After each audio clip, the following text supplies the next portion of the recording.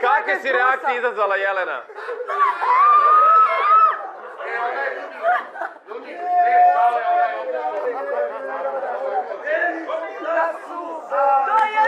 Alo, Darko, ovo samo kraljica realitija može da napravi, da dobijete ovaj show must go on na sceni. Je li ovo samo kraljica realitija može da napravi?